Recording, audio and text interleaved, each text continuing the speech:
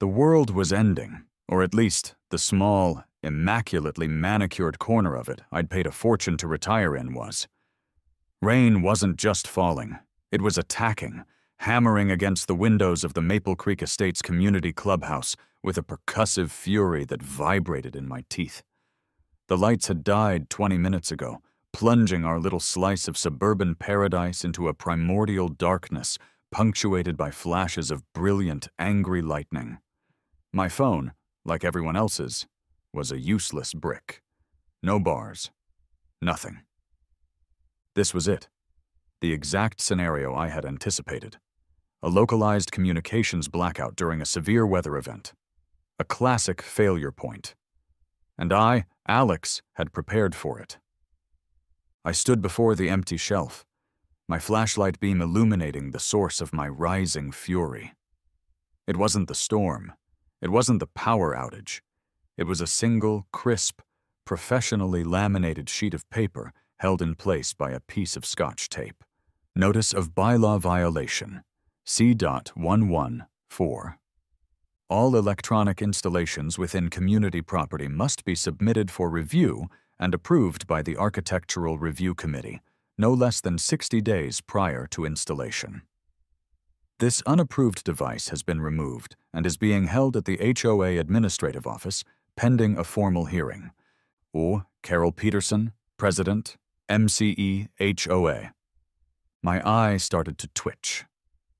It was the same twitch I used to get right before my company. A little boutique firm that specialized in disaster logistics remotely rerouted a rogue satellite to prevent a communications blackout over the entire North American continent. She hadn't just unplugged it. She hadn't just put it in a closet for safekeeping. She had confiscated the emergency radio during an emergency because of a form. A form I guarantee she had written herself, probably using a font called Smug Sans Serif. Around me, my neighbors were huddled in the dark, their faces lit by the pale, anxious glow of their dying phone screens. Mrs. Gable was trying to find out if her daughter's flight had been diverted. Young Timmy was crying because the Wi-Fi was out, and he couldn't watch whatever brain-rotting cartoon was popular this week. They were cut off, worried, and completely helpless. And the one piece of equipment that could give them answers, the one lifeline to the outside world, was sitting in a locked office somewhere, a prisoner of war in Carol Peterson's one-woman campaign against unapproved technological advancement. A cold, beautiful calm washed over me. The kind of calm that precedes a truly momentous and spectacularly over-the-top decision. The problem wasn't the storm anymore. The storm was just a set of environmental parameters. The real problem was a critical failure in local command and control. A failure of leadership. A failure of basic human logic. And I only know one way to solve a problem like that. I looked at my watch, its luminous dial glowing softly. 8:17 p.m. I turned to a nervous-looking man beside me. "What time is it?" I asked, just to confirm. He told me. I nodded grimly, pulling out the one device I owned that didn't rely on terrestrial towers, my Iridium satellite phone. I walked to the clubhouse doors, pushing them open against the wind. The rain hit me like a physical blow, plastering my hair to my forehead. I dialed a single number from memory. It rang once. "Yeah, it's me," I said, my voice level against the howl of the wind. "Activate Protocol Suburban Intervention. I need the Blackbird delivered to my current coordinates. ETA?" I listened for a moment. "Excellent. See you in 20. I hung up. 3 minutes had passed since I read Carol's declaration of war. 3 minutes was all it took. I looked back at the dark, helpless clubhouse, then up at the stormy sky. A slow, thin smile spread across my face. "All right, Carol," I muttered to the wind. "You want to play by the rules? Let's play." You're probably wondering how a man in cargo shorts and a faded Metallica t-shirt ends up commanding a FEMA-grade mobile headquarters in the middle of a suburban cul-de-sac. It's a fair question.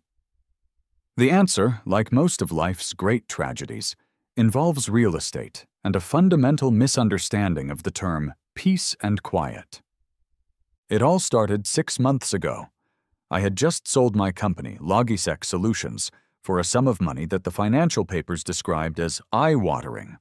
For 15 years, my life had been a series of complex, high-stakes logistical puzzles. If a hurricane knocked out a port, my software rerouted shipping lanes worldwide. If a wildfire took down a cell tower network, my team deployed mobile comms units to first responders.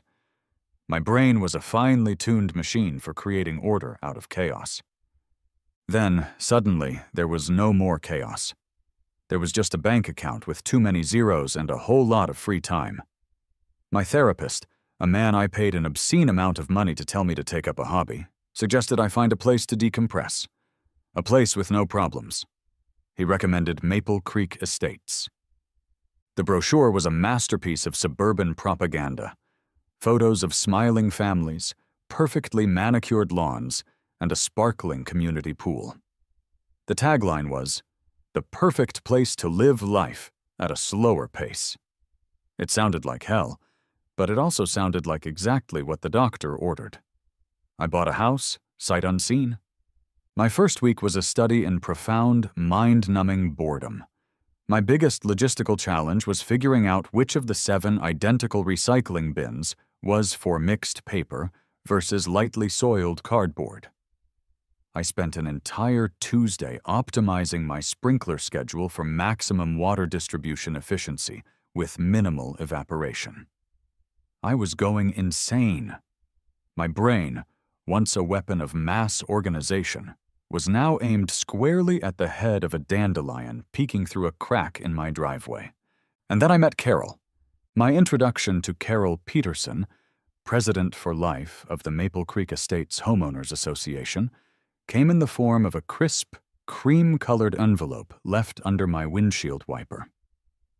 Inside, a notice informed me that my garden gnome, a kitschy little fellow I'd named General Patton, was in violation of Bylaw G4, prohibition of mythological or folkloric statuary. The next week, I received a $50 fine for leaving my garbage can on the curb for a full 65 minutes after the designated pickup time. The notice included a time-stamped photo. She was watching me. The final straw before the radio incident was when she appeared at my door, clipboard in hand, to inform me that the tint on my car's windows, a car parked inside my own closed garage, appeared to be darker than the 35% VLT, visible light transmission, allowed by the community's aesthetic guidelines. I just stared at her. She was a woman in her mid-50s, with a helmet of perfectly coiffed blonde hair and eyes that seemed to constantly be scanning for imperfections. She didn't see a neighborhood. She saw a spreadsheet of potential violations. She wasn't a person. She was a sentient bundle of passive-aggressive bylaws. Her power was absolute within this quarter-square mile of beige houses, and she wielded it with the joyous, unblinking tyranny of a true believer. So, when I discovered the clubhouse's emergency kit was nothing more than 3 expired granola bars, a rusted flashlight, and a laminated copy of the HOA rules regarding acceptable holiday decoration timelines, my old instincts kicked in. It was a problem, a flaw in the system, and my bored, overcaffeinated brain craved a problem to solve. I went online and ordered a Wharton 5000 all-band emergency radio. It was a beautiful piece of tech, solar and hand-crank powered, capable of receiving NOAA weather alerts, AM, FM, and shortwave bands used by emergency services. It was overkill, but it was the right kind of overkill. A sensible, practical, and potentially life-saving device. I installed it myself on a Saturday morning. I secured it to a shelf in the clubhouse, ran the antenna wire neatly along the wall, and even created a professionally laminated instruction card. For the first time in months, I felt a flicker of my old purpose. I sent a polite, concise email to the HOA general inbox, informing them of my donation and its purpose. I received no reply. I assumed that, like most emails sent to a general inbox, it had been promptly consumed by the digital void. I was wrong. It had been printed, filed, and used as evidence for the prosecution. Which brings us back to the storm, to the dark clubhouse, the empty shelf, and the laminated notice that served as Carol's glove, slapping me across the face. The sheer, weaponized stupidity of it was breathtaking. To prioritize a procedural bylaw over the safety and well-being of the entire community was a level of bureaucratic insanity I hadn't witnessed since dealing with the Pentagon. So I made the call. And I waited. 20 minutes later, to the second, the world changed in Maple Creek Estates. The low rumble I'd been anticipating grew into a deep, throaty thrum that was felt more than heard. It was a sound that did not belong amongst the cookie-cutter houses and neatly trimmed hedges. A pair of intensely bright LED headlights cut through the driving rain, sweeping across the cul-de-sac. Then, the vehicle itself turned the corner.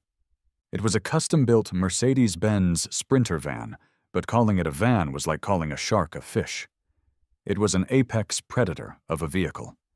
The entire thing was coated in a matte, black, radar-absorbent paint. There were no windows in the back. The roof bristled with a subtle but menacing array of antennas, satellite domes, and what looked suspiciously like a thermal imaging camera. The tires were thick and meaty, capable of driving over a small car without spilling the driver's coffee.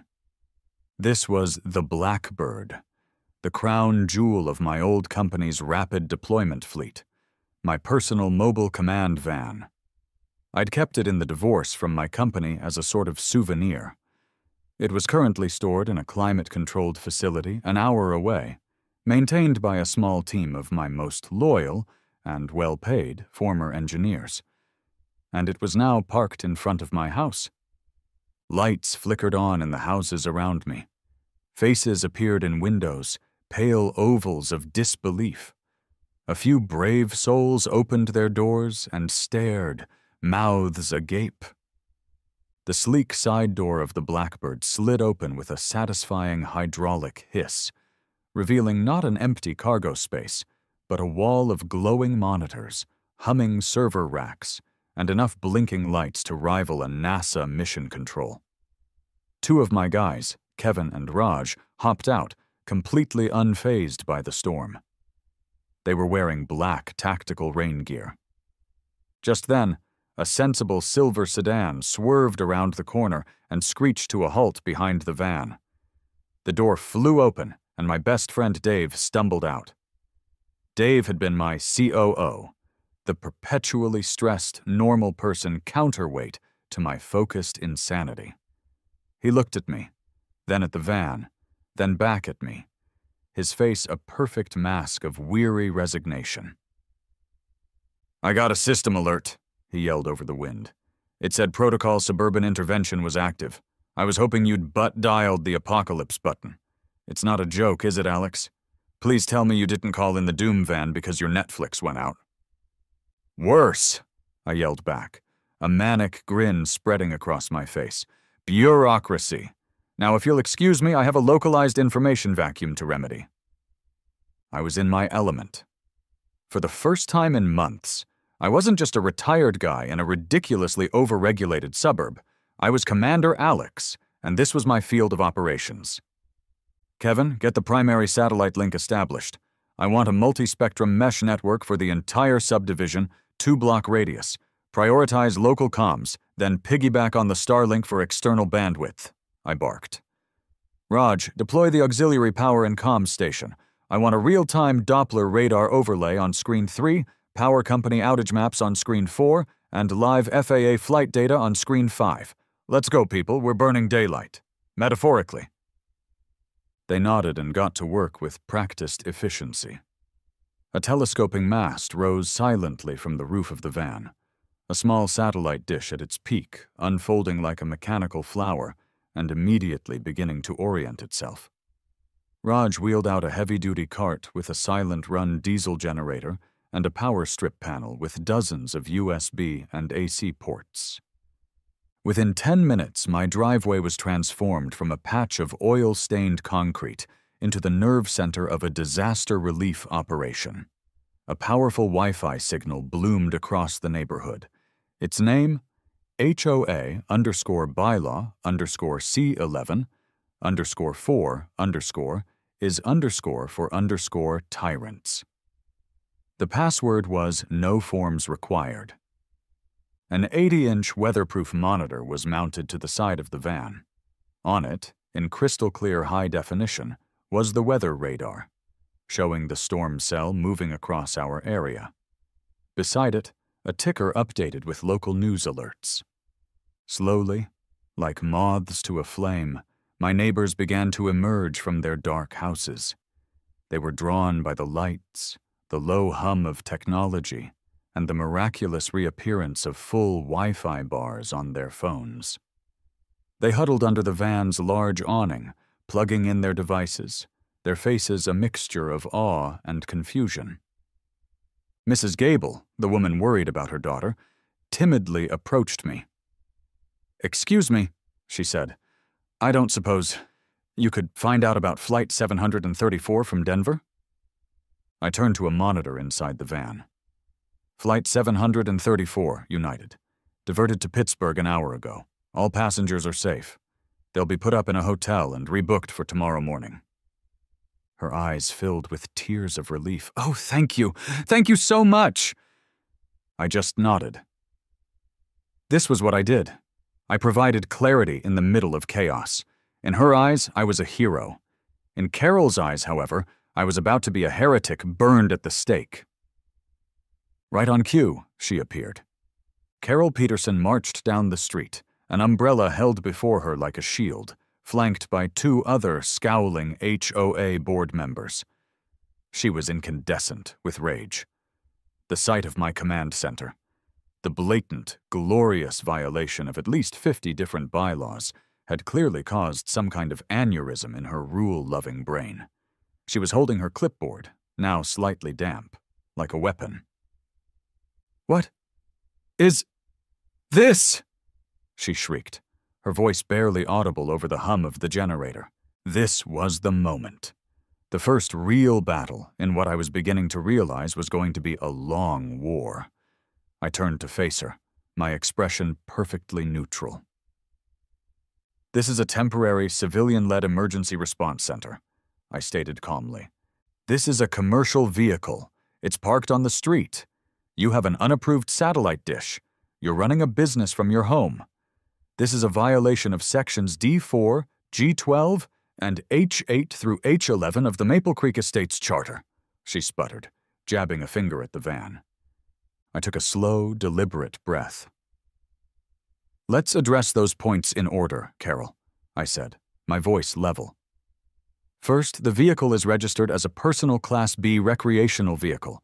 You can check the plates, perfectly legal. Second, per city ordinance, not HOA rules, any vehicle can be parked on a public street for up to 72 hours. We are currently at 27 minutes.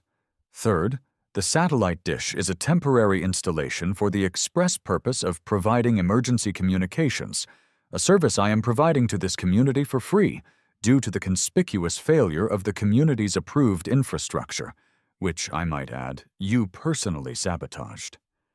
I let that last part hang in the air. A few of the neighbors murmured in agreement. "And fourth," I continued, looking past her to the small crowd, "I'm not running a business. This is a philanthropic act of disaster relief for my friends and neighbors. Now, if you'll excuse me, I'm tracking a secondary storm cell moving in from the west, and I need to see if it's going to generate any hail." I turned my back on her and went back to studying the monitors. It was the most devastatingly dismissive thing I could have done. She was left standing there, her authority utterly neutered in front of the very people she lorded it over. She tried to order them back to their homes, citing some obscure rule about unauthorized public assembly, but no one moved. They were too busy live-streaming my setup to their friends and family. Defeated, she retreated into the darkness, her two cronies trailing behind her like vanquished minions. Dave walked over, shaking his head. "You do realize you've just declared war on the most powerful woman in a 5-block radius, right?" he said. "I'm not the one who hit an emergency radio during a thunderstorm, Dave," I replied, a grim smile on my face. "I'm just the one who's responding in a manner that is proportionate to the level of stupidity involved." Carol's next move was predictable. Defeated in a public forum, she fell back on the last resort of the petty tyrant. She called the cops. A police cruiser, its lights painting the rainy street in strobing blues and reds, pulled up about 15 minutes later. 2 officers got out. One was older, with a mustache, and the weary, seen-it-all expression of a man who was 2 years from retirement and had 0 patience left for suburban drama. The other was a rookie, young, eager, and looking at my command van with the undisguised awe of a kid seeing a real-life spaceship. "Sarge," the rookie, whose name tag read Johnson, whispered to his partner. Is that one of ours?" The older officer, Miller, sighed so deeply I think his soul left his body for a second. "If it was one of ours, kid, the Wi-Fi would be terrible, and it would still be running on Windows XP. Let's go see what fresh suburban hell this is." Miller approached me with the slow, deliberate gait of a man who expects to be lied to. "Evening," he said, his eyes scanning my entire setup, from the satellite dish to the charging station. "Got a call about well, frankly, I'm not sure what to call this. A disturbance?" I gave him my most non-threatening, helpful citizen smile. "Officer, good evening. No disturbance here. Just a resident providing a little community support during the power outage." I gave him the 30-second version of the story. Power out, cell service down. HOA president confiscated the emergency radio, so I deployed my personal solution to keep my neighbors safe and informed. I was calm, respectful, and framed everything in the context of public safety. Miller listened, nodding slowly, his gaze flickering over to Carol, who was standing on her porch, arms crossed, watching the scene unfold. He'd seen this movie 1,000 times. He walked over to my command van, Johnson trailing him like a puppy. The rookie was practically vibrating with excitement. Is this a networked communications hub with redundant satellite uplinks?" Johnson asked, peering inside. "Among other things," I said. "The coffee machine is surprisingly good, too." Miller finally turned to me, a flicker of something, amusement, respect, in his tired eyes. "So you're telling me you brought in all this stuff because you got in a tiff with your neighbor over a walkie-talkie?" "It was a multi-band emergency communications radio," I corrected gently. "And it wasn't a tiff. It was a failure of critical infrastructure management." Miller just shook his head, a slow smile spreading under his mustache. He walked over to Carol, who immediately started pointing and talking animatedly. I couldn't hear what she was saying, but I could see Miller's patience wearing thin. After a few minutes, he held up a hand to stop her. He explained, in the slow, simple terms one might use with a difficult child, that I wasn't actually breaking any laws. The van was legally parked. I wasn't charging for my services. It was a civil dispute with her HOA, and he couldn't force me to pack up my ridiculously oversized internet machine. He advised her to take it up at the next HOA meeting. As he walked back to his cruiser, he paused beside me. "Look, man," he said, lowering his voice. "I don't know what kind of weird rich guy fight this is, and frankly, I don't care. But my phone's been dead for an hour and my wife is probably freaking out. Mind if I plug it in for a few minutes?" I gestured to the charging station. "Be my guest, officer." He gave me a nod, a silent acknowledgement of the sheer, beautiful absurdity of the situation. As he plugged in his phone, he muttered to his partner, "See, Johnson, community policing." The public humiliation was complete. Carol had called in the law, and the law had asked to use my charger. She disappeared inside her house, and the curtains were drawn with a sharp tug. Checkmate? For now. The power came back on around 3 a.m. By sunrise, the storm was a distant memory, leaving behind clean air and glistening streets. My tech crew arrived, packed up the Blackbird with quiet efficiency, and drove it away. The neighbors waved, thanking me again. The street was quiet, normal. It should have been over, but as I stood in my kitchen drinking my coffee and looking out at the peaceful suburban scene, I didn't feel relief. I felt a renewed sense of purpose. The battle was won, but the war for Maple Creek's soul was just beginning. The problem wasn't just Carol. The problem was a system that allowed a Carol to exist. The entire subdivision was a fragile, inefficiently run entity, and I was going to fix it. I picked up my phone and dialed a number. Gus, it's Alex. Yeah, long time. Listen, I have a new project for you. It's a bit unconventional. On the other end of the line, Gus, a grizzled, no-nonsense contractor who had built 2 of my most secure data centers, let out a long sigh. Let me get this straight, he said after I explained my vision. You want me to military-grade an entire subdivision, backup generators, a private fiber network, a comms tower, because you got into a fight with the garden club lady? Essentially, yes. There was a long pause. I could hear him scratching his beard. All right, he finally said. The usual rate plus 20% for the weirdness. I'll have a crew there Thursday to do the survey. I hung up, a feeling of deep satisfaction washing over me. Carol had tried to fight me over a radio. In response, I was about to launch a full-scale infrastructure overhaul. It was time to bring Maple Creek Estates into the 21st century, whether it wanted to be there or not. Thursday morning arrived, bright and sunny, a perfect day for a suburban revolution. Gus's crew rolled in at precisely 8 a.m. They weren't your typical contractors in beat-up pickup trucks. They arrived in clean, new utility vans and carried themselves with the quiet competence of professionals. Gus himself, a man built like a vending machine with a beard that had seen things, was directing them with a series of grunts and hand gestures. They began the survey, using ground-penetrating radar to map the existing utility lines and laser measurement tools to plot the optimal placement for the new infrastructure. It was a highly visible, highly professional operation, and it drew the curtains of every house on the block. I was standing in my driveway with Dave, who had come over to supervise the insanity, when Carol made her move. She had been waiting for this. She marched across the lawn, not with a clipboard this time, but with the thick, leather-bound book of the HOA charter held in front of her like a holy text.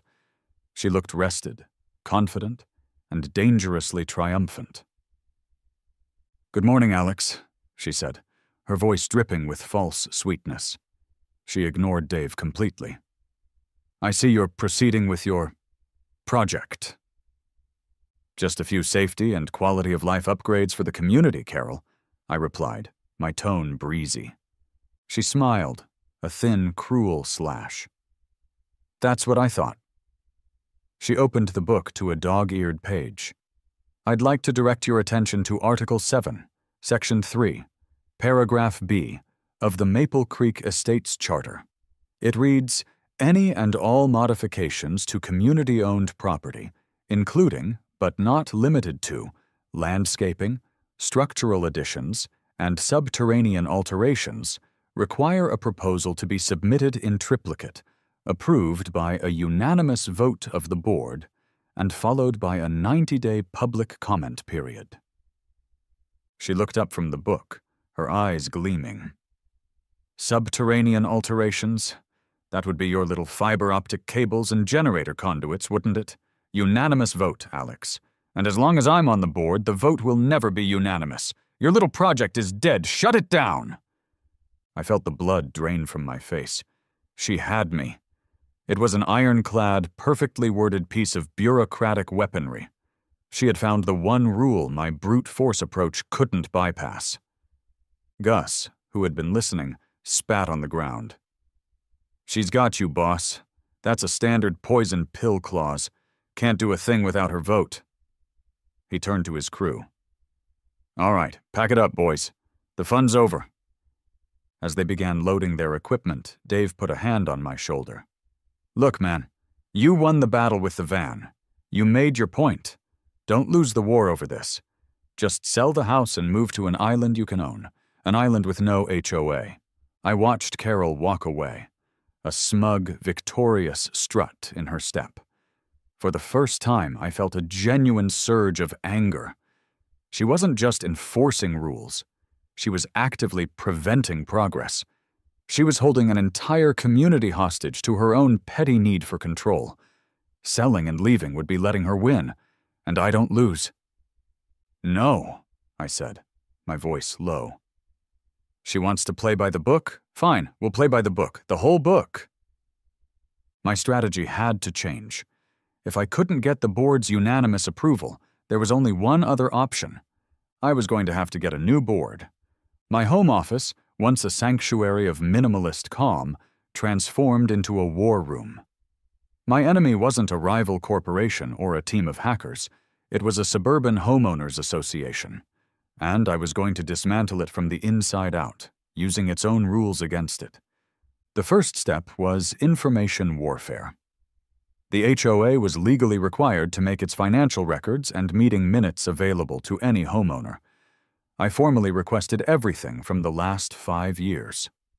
2 days later, a bewildered-looking board member dropped off a banker's box full of poorly organized binders and receipts. To them, it was a pile of boring paperwork. To me, it was a treasure trove of data waiting to be analyzed. I spent the next 3 days fueled by coffee and spite, digitizing every document, running every number through the same forensic accounting software I used to use to detect corporate fraud. I found no embezzlement, no outright theft. Carol was too smart for that. What I found was far more insidious.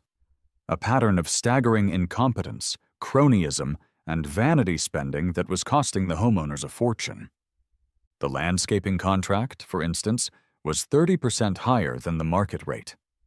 The company, Peterson's Pristine Petals, was owned by Carol's cousin. The community's cable and internet contract hadn't been renegotiated in a decade, leaving us with dial-up speeds at fiber optic prices.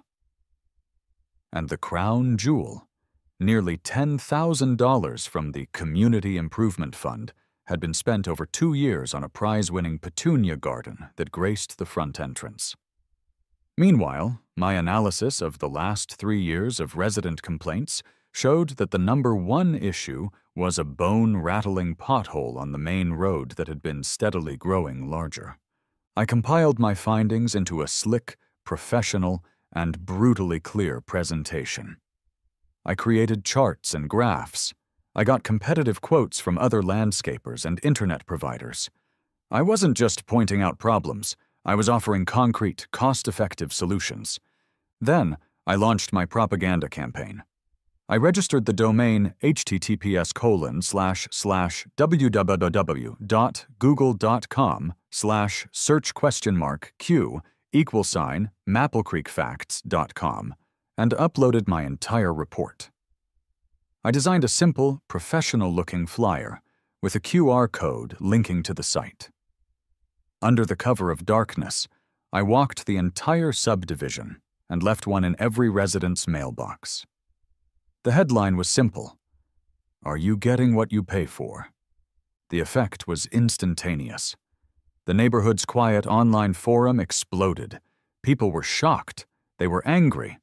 They had trusted Carol and the board, and now they saw in black and white how their money was being wasted. Carol, predictably, panicked. She called an emergency HOA meeting. The official reason, according to the notice she sent out, was to address recent unauthorized actions and malicious slander by a resident, and to vote on levying formal sanctions. She was going to try to publicly shame me and fine me into submission. She had miscalculated badly. She thought she was walking into an execution. She was actually walking into my ambush. The clubhouse was packed. I had never seen so many residents at a meeting.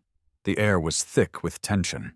Carol's allies, a handful of older residents who liked the neighborhood exactly as it was, sat in the front row, looking smug. The rest of the residents, now armed with the data from my website, were whispering among themselves, their faces grim. Carol stood at the podium and launched into a long, rambling speech about the sanctity of the rules, the importance of tradition, and the danger of outsiders who wanted to disrupt their peaceful way of life. She painted me as a reckless millionaire trying to buy his way around the bylaws that held their precious community together. When she finished, she called for a vote to fine me $5,000 for my unauthorized emergency response operation and another $1,000 for disseminating misinformation. "Is there any discussion before the vote?" she asked, a predatory smile on her face. I stood up. "I have a few words." I walked to the front of the room, my laptop in my hand. I connected it to the large TV on the wall, a TV that was, ironically, part of the clubhouse upgrades I had paid for years ago through my exorbitant HOA fees. My presentation lit up the screen. "Good evening, everyone," I began, my voice calm and steady. "I'm not here to talk about my van. I'm not here to talk about the radio. I'm here to talk about this." The first slide was a simple pie chart, how your $400 monthly fee is spent. For the next 20 minutes, I systematically and dispassionately dismantled Carol's entire regime, not with accusations, but with her own numbers. I showed them the inflated landscaping contract. I showed them the decade-old internet bill. I showed them a picture of the prize-winning petunias next to a picture of the car-swallowing pothole. Then, I pivoted. "But this isn't about pointing fingers," I said, my tone shifting from analytical to optimistic. "This is about finding solutions." I presented my counter-proposal. The Maple Creek Forward Initiative. It was my full infrastructure plan, complete with quotes from Gus and 2 other providers. I showed them how we could have a community-wide backup generator, free gigabit fiber internet to every home, and freshly paved roads, all funded by simply cutting the wasteful spending. I demonstrated, with a clear and concise budget proposal, that it could all be done with no increase in their monthly fees. The mood in the room had shifted entirely. The whispers had stopped. People were listening, their eyes wide. They were seeing a vision of a better, more efficient, more modern community. "This plan requires board approval," I concluded, looking directly at Carol. "And under the current leadership, dedicated to preserving a status quo that benefits only a select few, it will never be approved. The charter, however, gives us, the homeowners, a solution for that as well." I took a deep breath. "Therefore, I would like to make a formal motion. I move for a vote of no confidence in Carol Peterson as president of the Homeowners Association, to be followed by a vote on the immediate approval of the Maple Creek Forward Initiative." The room erupted. Carol was stunned, her face a mask of pure shock. Her allies jumped to their feet, shouting about points of order and decorum. But it was too late. The tide had turned. A dozen other homeowners were on their feet, yelling, "Second!" and "Call the vote!" The vote was taken by a simple show of hands. First, the motion of no confidence. A forest of arms went up. It was a landslide. Carol stared at the sea of hands raised against her, her face crumbling. She wasn't defeated by a commando van or a satellite dish. She was defeated by a well-researched PowerPoint presentation and a competitive quote for lawn care. It was the most brutally suburban coup in history. The second vote, on approving my initiative, was nearly unanimous. I had won. I hadn't just bent the rules, I had used the rules to rewrite the entire game. The month that followed was a blur of productive chaos. Gus and his crew descended on the neighborhood and, with the full blessing of the newly elected and deeply grateful HOA board, went to work. The pothole was the first thing to go, filled and paved with a satisfying finality. The silent backup generator was installed behind a screen of newly planted trees. The fiber optic cable was run with minimal disruption. The new communications antenna, disguised as a sleek, modern flagpole, was erected in the center of the community green. I was reluctantly voted in as the interim HOA president, a title I held for exactly 24 hours before delegating all duties to a committee of competent, reasonable neighbors.